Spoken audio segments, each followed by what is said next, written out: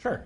My name is Pete Peterson. I work for Warner Brothers Games. I've been using ADManager. We're still in the trial phase. It's been about 3 months for proof of concept. Oh, really? Okay. Yeah. So this was a question I had for Aaron, but I'll ask you too. What's your typical day look like? Sorry. My typical day, I handle most of the back-end infrastructure, Ecologic, the NetApp, the VMware infrastructure, a lot of application support, a lot of trying to just keep the mud from being slung around, and like trying to get in.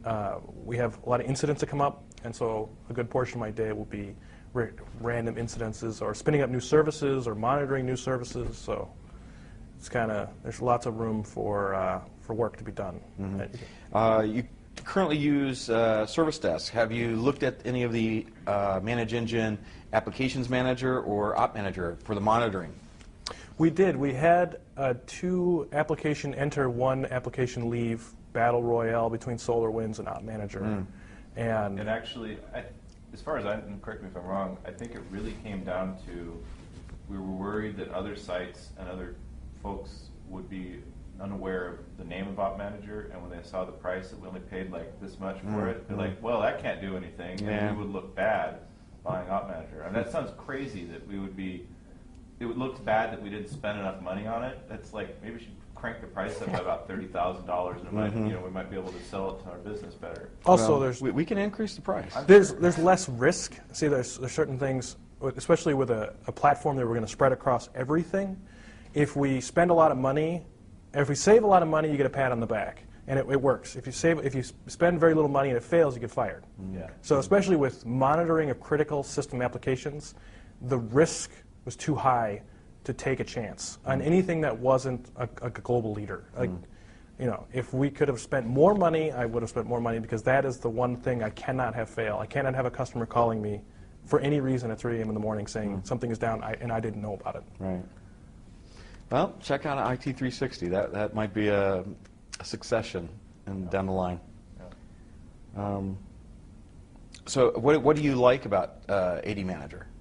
What I like about it, I mean, from an organization standpoint, when you guys have put together the adding or creating a user, it is really well thought out. They have really spent a lot of time making it very easy to lay out. That it's very important for me to give drop-down boxes, and we use a custom Exchange distribution, and they can update those distribution groups, keeping those up to date so when company emails go out, everyone actually gets them.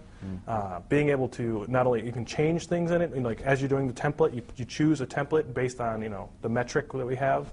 It just makes my job a lot easier because I don't have to babysit the process anymore. It's already, you take the work, you can spin up a template in like 20 minutes, and it's done.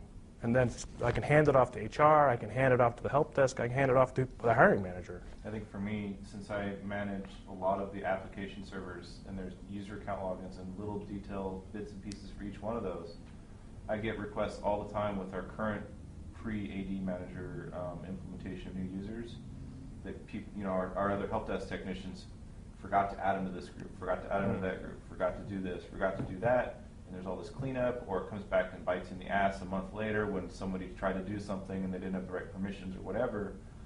And so being able to just programmatically get it out there and done it saves me a ton of time because I don't have to deal with those support tickets anymore. So there's some big win for me there too. Well, when it comes to Active Directory, how many trouble tickets do you get for people looking to change their passwords? That actually comes to a level below us. Yeah. We don't see those. We don't get those directly.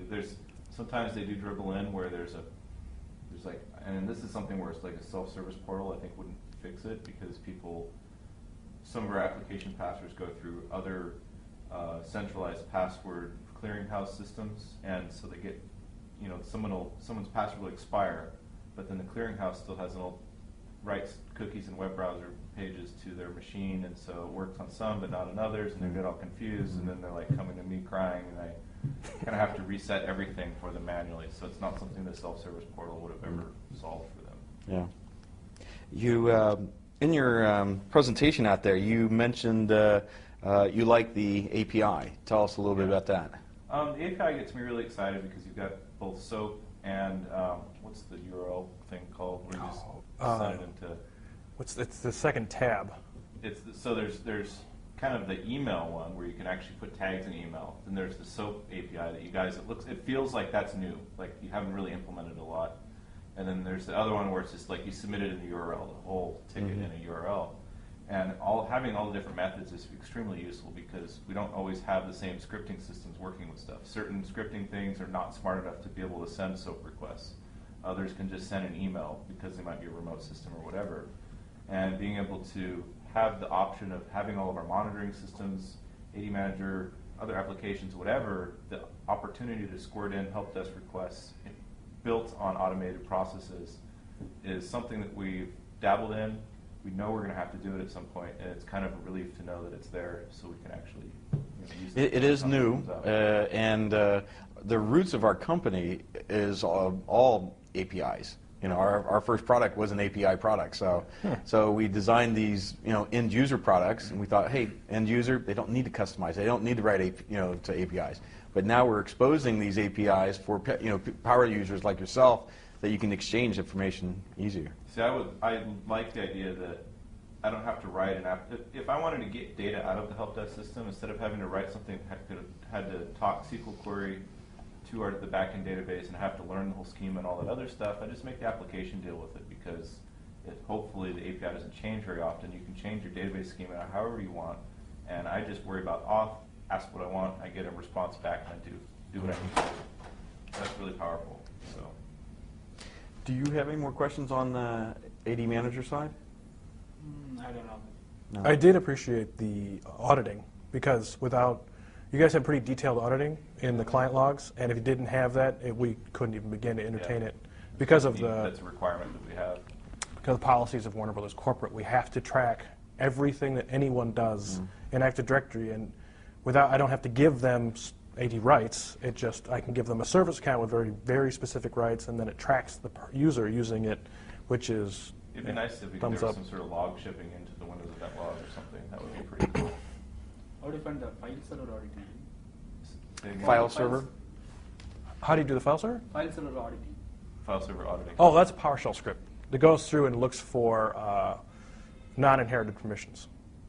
So if we have a massive amount, because it goes through and it's. We use a ton of PowerShell in our.